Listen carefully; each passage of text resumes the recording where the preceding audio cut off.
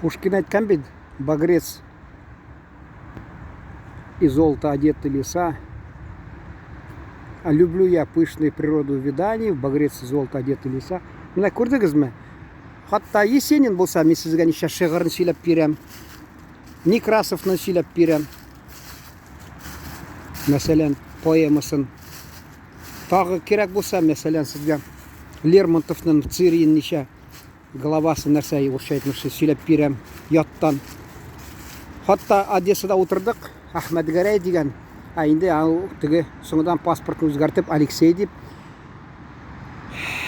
Жетекшісі енді орысша айтмышли начальник департамента охраны общественного порядка Одесской области болып шында жетекші болып шлеген Алексей чүнки Ахмет Гарай дегаш фамилиясы мәселен Дәулет Гараев өзі Ахмет Гарай аны мысқыллап неткенлерме хатта бір яхуди айтты да уақытында езжай свою Казань деген еді мен аға айттым де езжай свой Тель-Авив деп құр қалмадым де шулай айтып салдым де анда мәселен сіз музейға кірсәгіз милиция музейінде видеолар бар менде ютубта анда бір татар жетекші болған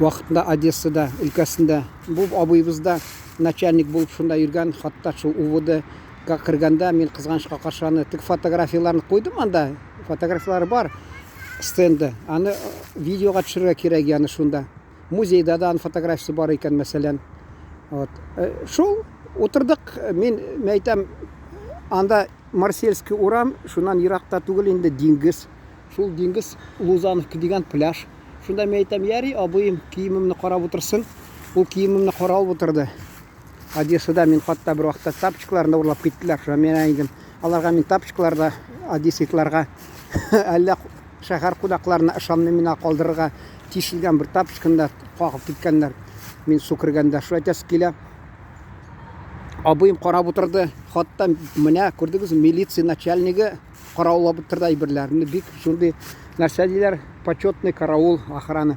шунда соңдан мен деңгізден yüзіп шыққаш отырабыз құяш бата башлады бұл абыйым тұтынды да енді Пушкиннің погасло древнее светило деп Пушкин бит Одессада болған шуны орысша айтпақшы декламировать та башлады татар тілінде жоқ атасы татар анасы татар әбисе татар бабайы татар ғаиләдә ул ничә яшькә хәтле татарча сөйләшкәннәр әти әниялар инде вакытында укырга мөмкинлекләре артык булмаган шуңа күрә шигырь вакыты сөйләп утырга вакыт булмаган иде шуңа күрә бәлки әби бишектә әзрәк җырлагандыр инде инде башка шул тик эш тамак туйдырырга дип ачлы туклы вакытта әни мәрхүм әйтәдер ертык костюм белән мәктәпне бетергәндә фотога төшкән ди шул шикелле киемләрдә булмаган ризыкларда булган ачлы туклы хатта бер абыйым әле күрше авылда урта белем алам дип мәктәптә күрше шунда бер казак әбисе ул хәзер соңадан киленә барып шул Одессага барып шунда ахыргы көннәр шунда уздырган ул украинка килендә шунарда шул әбидә булганнар алар авыл тыгы сыер сөйләдем инде сыер тоткач шу беләсез Сталин шырында ул мактыйлар Сталинны яшәмәгән кеше бигрәк әгәр дә кеше өендә сөтсез тора алмый каймак май әз була ичмасам исе булсын дип чәй эчкәндә әз генә тыгы урыс әйтә побелить молоко чәй шул шикелле коры чәй бит эчеп булмый шуңа күрә грузинский чәй анысы да шуңа күрә ул тырышкан инде әзрәк булса да сөт булсын дим чәйгә салырга дип казак әбисе салым ягъни налог бит зур булган шул майны ясап сыер бит һәр кайсы бит бирми ул шуны хәтле сөт кайсыдыр бирә 10 литр мәсәлән майлы 4,5 була процент бу мәсәлән 3,5 булса сыер юлны тамакта булмаса колхозда тоткан ул ничек инде каян анага май нихәтле хөкүмәткә тапшырырга тиеш инде шуңа күрә бу май ясый да икән безнең абыйларыбыз аның дусы теге әбине карап утыралар кулларына теге май ясаган теге аптырагач бит майны тапшырырга кирәк салым урынына хөкүмәткә шуңа күрә майлы кулларын ялаткан теге нәрсә ялаганнар соңдан инде сөйләгәннәр аларда көлгәннәр мәйтәс килә шул менә тормыш ашау турына уйлаганнар ул вакытта инде безнең нәрсә инде поэзия дигән онтым менә кызганычка каршы шул Ул турына уйламаганнар инде. Кайда инде Тукайны өйрәндергә алар берәү дә укытмаган. Ә менә бу мәктәптә укыган да 5 алган иде. Ул 5 алса инде бигрәк инде шатлы, сөенечле, шатлыклы инде. Шуңа күрә исендә калдырган иде. Менә миндә мәсәлән шул урыс ниләр белән татар шагыйрьләрен искә алып булмый. Мәсәлән, шуны менә әйтәсем килә. Абыем шуны укыды. Без менә шул үз туган телебездә бернәрсә белмибез. Ник ул ник белмәдек? Хөкүмәт ник менә әйтмәде? Сугыш алдыннан татар телендә газетлар чыкты. Сугышта хатта шул Берлиндә дә 49 елга хәтле чыккан газет татар телендә. Соңыннан инде беткәч инде сугыш татар теле берәүгә дә кирәкми. Алар теге тибеп ташлаганнар шул. Кирәкми, атып ташлаганнар. Шуны әйтәсе килә, менә шигырьләр дә хатта без искә төшә нәрсә? Менә искечә. Без имеш инде менә туган телебездә белмичә шул мәхрүм булып инде вакытында, әгәр дә мин әйтәсем килә, 23 февральдә бер кайткан идем. Мин шул вакытта каникул булдым, университетта бездә кайттым.